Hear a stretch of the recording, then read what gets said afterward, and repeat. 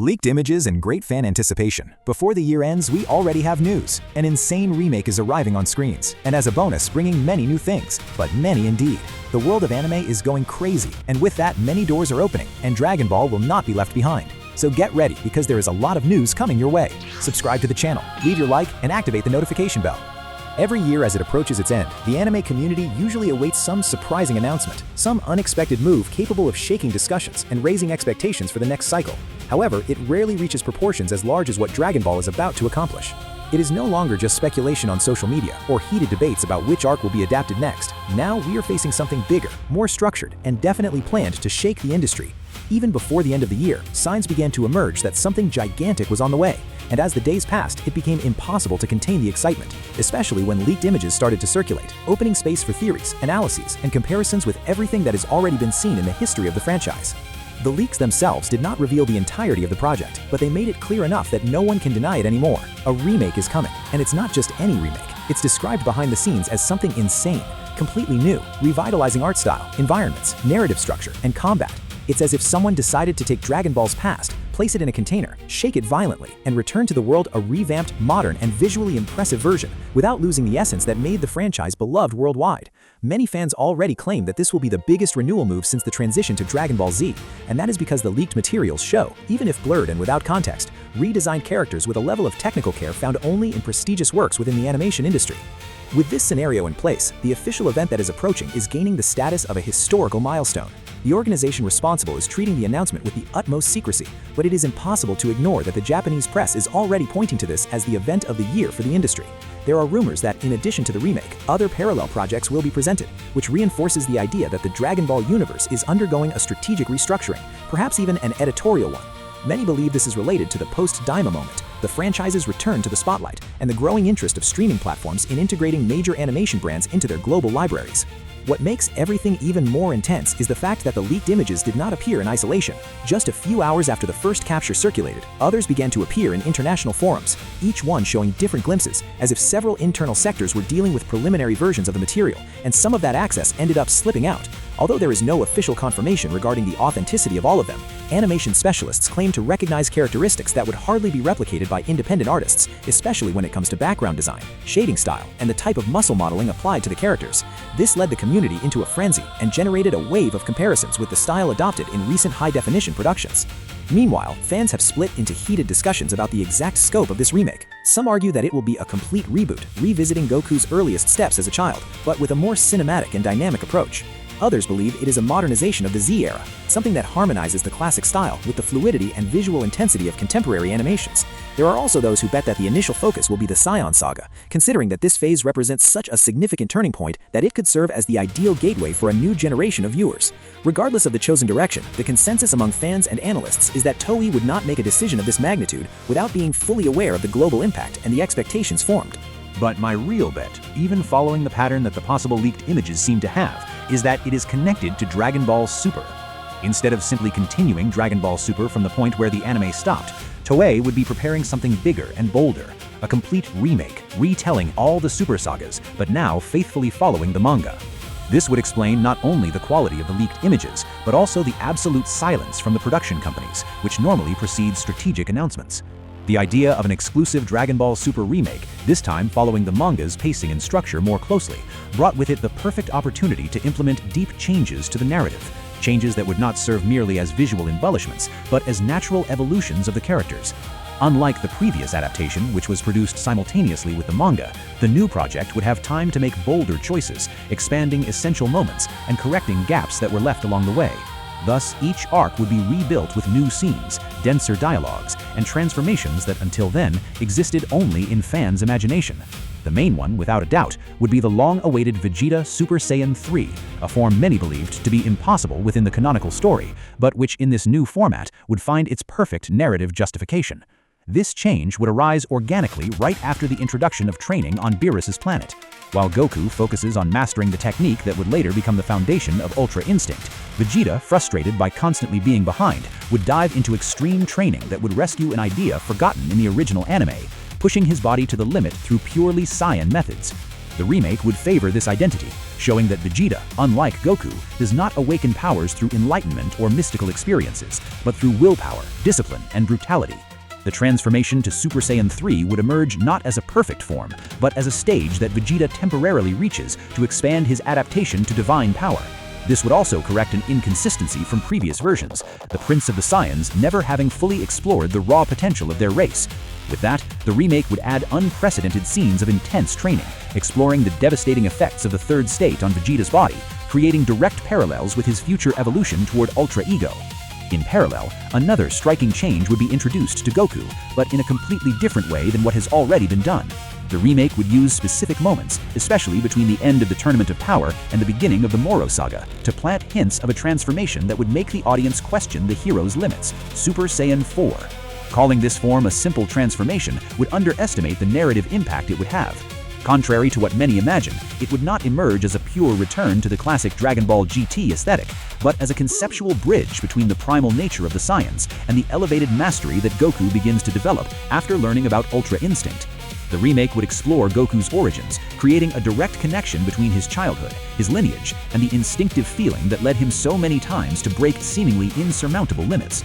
This would open space to explore forgotten elements of Saiyan mythology, and at the same time, tie the narrative to the future of Dragon Ball Daima, which precisely bets on a return to the roots and the reconstruction of Goku's identity in a completely new context.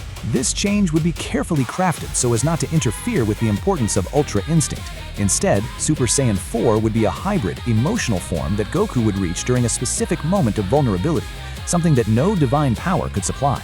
Unlike Ultra Instinct, which requires absolute neutrality, 4 would represent pure emotional intensity, something deeply tied to Saiyan nature. It would be inserted into a critical battle, perhaps during training on Whis' planet, when Goku finds himself unable to access the autonomous state and, pressured by the need to protect, causes this ancestral power to emerge.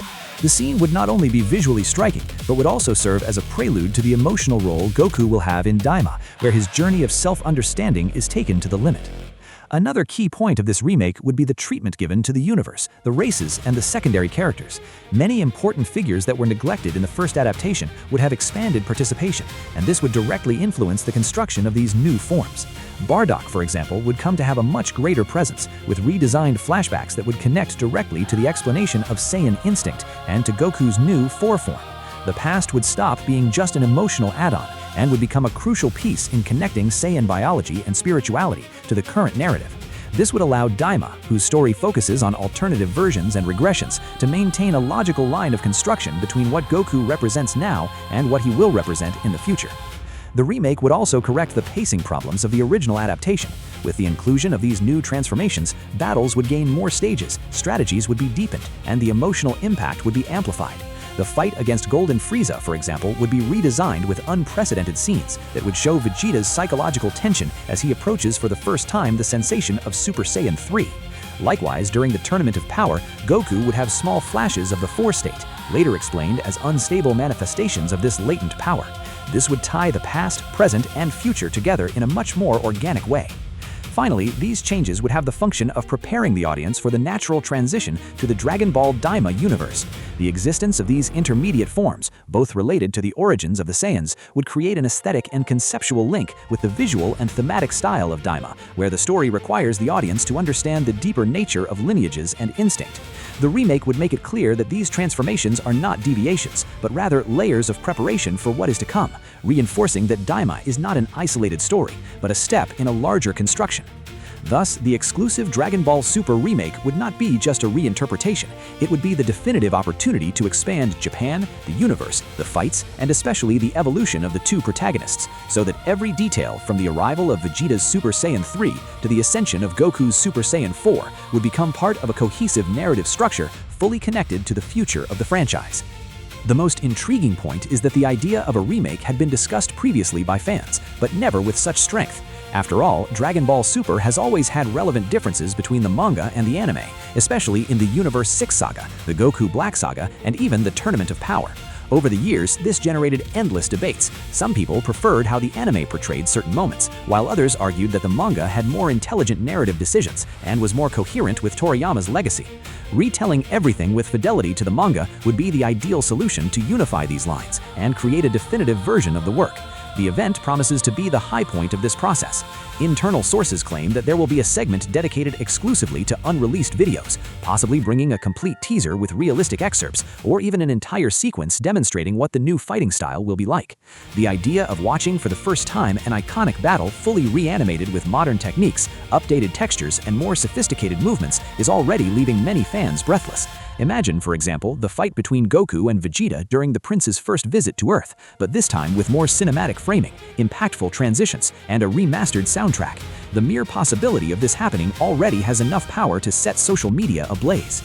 In the absence of detailed information, the community began to formulate predictions about how the remake may influence the future of the franchise. Many believe that this will open doors for reanimations of later sagas, creating a line of continuity that, in the future, could merge with Dragon Ball Super content. Others raise the possibility that this project is a strategy to visually level the past and present of the work, allowing new arcs to proceed without drastic breaks in style. It's as if Dragon Ball was finally building a solid bridge between 4 decades of history, unifying its phases both visually and narratively. In addition, it's inevitable that the discussion migrates to the field of marketing. A brand of Dragon Ball's magnitude rarely launches isolated projects. Normally, each major announcement is accompanied by partnerships, licensed products, updated games, and global advertising campaigns. With a remake in production, it's likely that toy and collectibles companies are preparing new lines of figures, decorative plaques, themed clothing, and high-quality items aimed at both the consumer public and the collector's market.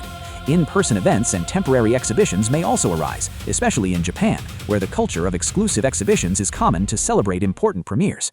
And we cannot ignore the impact of this on the streaming market. In recent years, platforms like Crunchyroll, Netflix, and Disney Plus have been competing for high-impact productions to attract specific audiences. A Dragon Ball remake represents exactly this type of content, a work with intergenerational appeal, capable of driving subscriptions globally and creating consistent engagement cycles.